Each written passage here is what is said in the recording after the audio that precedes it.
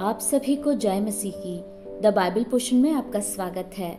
हमारा आज का वचन है नीति वचन 24वां अध्याय। बुरे लोगों के विषय में डाह न करना और न उनकी संगति की चाह रखना, क्योंकि वे उपद्रव सोचते रहते हैं और उनके मुंह से दुष्टता की बात निकलती है। घर बुद्धि से बनता है और समझ के द्वारा स्थिर होता है। ज्ञान के द्वारा कोठरियां सब प्रकार की बहुमूल्य और मनोहर वस्तुओं से भर जाती हैं। बुद्धिमान पुरुष बलवान भी होता है और ज्ञानी जन अधिक शक्तिमान होता है। इसलिए जब तू युद्ध करे तब युक्ति के साथ करना। विजय बहुत से मंत्रियों के द्वारा प्राप्त होती है। बुद्धि इतने ऊंचे पर है कि मूढ़ उसे पा नहीं सकता। वह सभा में अपना मुंह खोल नहीं सकता। जो सोच विचार की बुराई करता है उसको लोग दुष्ट कहते हैं। मूर्खता का विचार भी पाप है और ठट्ठा करने वाले से मनुष्य घृणा करते हैं। यदि तू विपत्ति के समय साहस छोड़ दे तो तेरी शक्ति बहुत कम है। जो मार डाले जाने के लिए घसीटे जाते हैं उनको छुड़ा, और जो घात किए जाने को है उन्हें मत पकड़ा।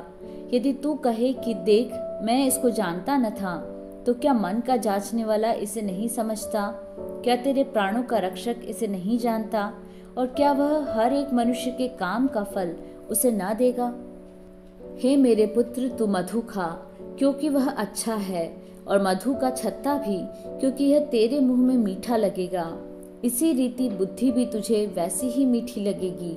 यदि तू उसे पा जाए तो अंत में उसका फल भी मिलेगा और तेरी आशा ना टूटेगी। हे दुष्ट, तू धर्मी के निवास को नष्ट करने के लिए घात में न बैठ और उसके विश्राम स्थान को मत उजाड़, क्योंकि धर्मी चाहे 7 बार गिरे तो भी उठ खड़ा होता है, परंतु दुष्ट लोग विपत्ति में गिरकर पड़े ही रहते हैं। जब तेरा शत्रु गिर जाए तब तू आनंदित न हो, और जब वह ठोकर खाए तब तेरा मन मगन न हो। कहीं ऐसा न हो कि यहोवा यह देखकर अप्रसन्न हो और अपना क्रोध उस पर से हटा ले। कुकर्मियों के कारण मत कुढ़, दुष्ट लोगों के कारण डाह न कर, क्योंकि बुरे मनुष्य को अंत में कुछ फल न मिलेगा। दुष्टों का दिया बुझा दिया जाएगा। हे मेरे पुत्र, यहोवा और राजा दोनों का भय मानना और बलवा करने वालों के साथ न मिलना, क्योंकि उन पर विपत्ति अचानक आ पड़ेगी, और दोनों की ओर से आने वाली विपत्ति को कौन जानता है। बुद्धिमानों के वचन यह भी हैं, न्याय में पक्षपात करना किसी रीति भी अच्छा नहीं। जो दुष्ट से कहता है कि तू निर्दोष है, उसको तो हर समाज के लोग श्राप देते हैं और जाति जाति के लोग धमकी देते हैं, परंतु जो लोग दुष्ट को डांटते हैं उनका भला होता है और उत्तम से उत्तम आशीर्वाद उन पर आता है। जो सीधा उत्तर देता है वह होठों को चूमता है।